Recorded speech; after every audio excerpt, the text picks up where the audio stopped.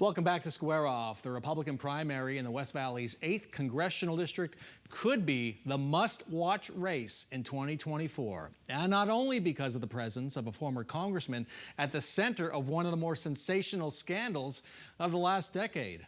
Joining us with their assessment of what might be called the crazy 8th are Hank Stephenson, founder of the Arizona Agenda, a must-read if you want to know what's going on in Arizona government and politics, and Barrett Marson, a Republican consultant and PR professional at Marson Media.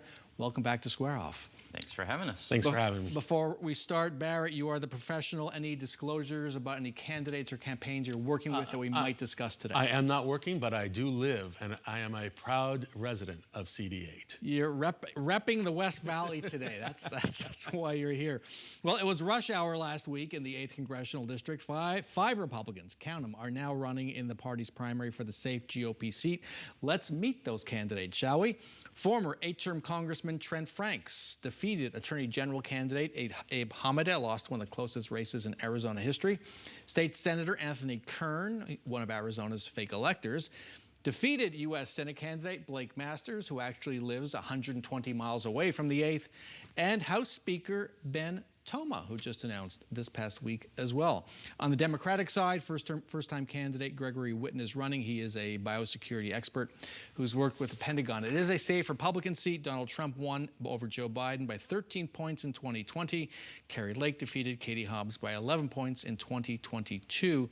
But both Trump and Lake lost Maricopa County and statewide. So Trent Franks left Congress 6 years ago amid reports that two staffers said he asked them to be surrogate mothers.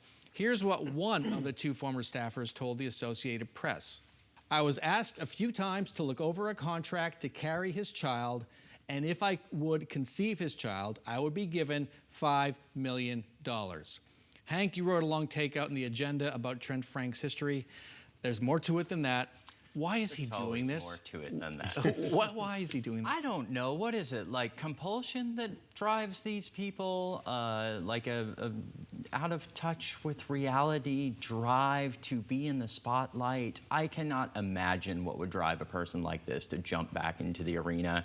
He's lost a fair number of races throughout his career, so he's not afraid of losing, but just dragging, you can't find a Google hit without this story included in it somewhere. As well as others you unearthed, which we knew about it, you know. Usually when there's one, there's a series of these things, right? Now, Frank said at the time he and his wife had struggled with fertility, and he regretted if those conversations had, quote, caused distress. He quit ahead of an ethics investigation. Yeah. It was the one good thing that he did. He quit and saved his family from a string of stories. It was a one-day story, two-day story, really. And the best thing he did was just leave Congress and melt into the background. Does he still have a base of support in the West Valley? You know, it's been so long. And I mean, let's face it, a lot of voters there are old and probably, you know, it's a churn district, if you will.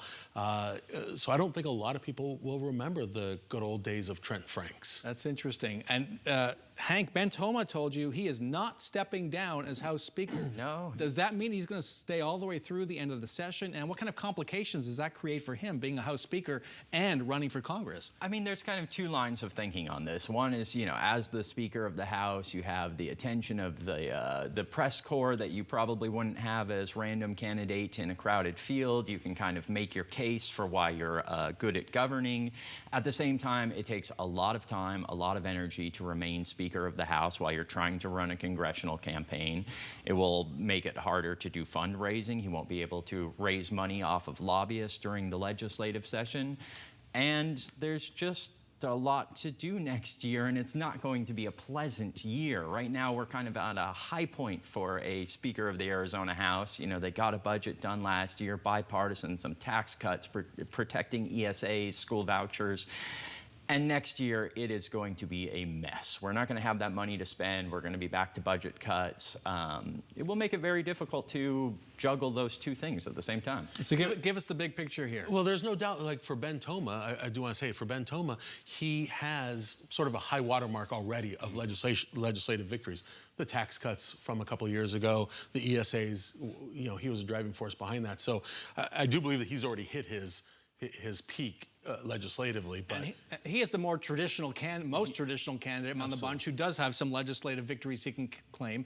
So give us a quick thumbnail. Who do you think is a favorite in this, and what about the Trump factor, if Donald Trump even endorses? Yeah, I don't know that Donald Trump will endorse, just because he's done a lot less endorsing this cycle because of substantial losses in 2022. Franks will get that endorsement? Abe Hamida maybe is the one, but maybe he likes Trent Frank's backstory. I don't know, but I do believe that Ben Toma, once he is able to tell people who he is and what he has done, certainly has a good leg up. Abe Hamida is certainly still popular with the base. He did come within 280 votes or whatever of being the AG. So, and Blake Masters, certainly, underwent Tucson underwent a $70 million campaign against him that at least gave him name ID, even if negative. So it's a toss-up. It's a toss-up. Let's move on. Still in the West Valley, the case of Democratic State Rep Lisa Sun of West Phoenix. Hank, you've been getting reports of her erratic behavior at the Capitol. Apparently it was an open secret. It culminated with the city of Tolleson's city manager getting a restraining order to keep her away from city officials. What's the backstory there? Oh, there's so much backstory there. Everyone at the Capitol seemingly has had a bizarre, uncomfortable interaction with this freshman Democratic lawmaker. Since she started running for office, I've just received kind of this steady drip of phone calls of, did you hear the latest? I think the first time I heard about her was the campaign trail, when she had her campaign manager steal a bunch of signs for her opponents. And I talked to her campaign manager at the time, and he was very loyal. I called him back this week, and he had a lot to say about this lawmaker. He was very happy to have the opportunity to tell the whole backstory of their relationship, which was toxic and brutal. It's a mess. Here's what Sun's response was, in part in a 6-page, single-spaced statement. The incidents described in the injunction are part of an ongoing defamation campaign against me by the plaintiffs. Barrett, what does the Democratic caucus do with Lisa Sun? She's running for the Senate next year. Republicans want to censure her. What should they do? Oh, I don't know about censure. I think you may see a move for expulsion.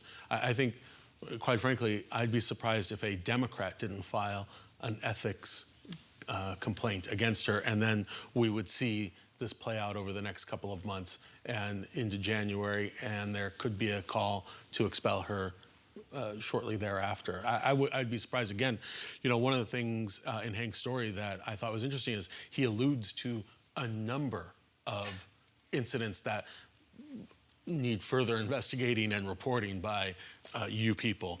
And I would be surprised if we've heard the last crazy incident. Yeah, well, I'll tell you, when I reported this story last week, I was surprised by how many people said, oh yeah. Yeah. We're not surprised. Got to move on. When we come back,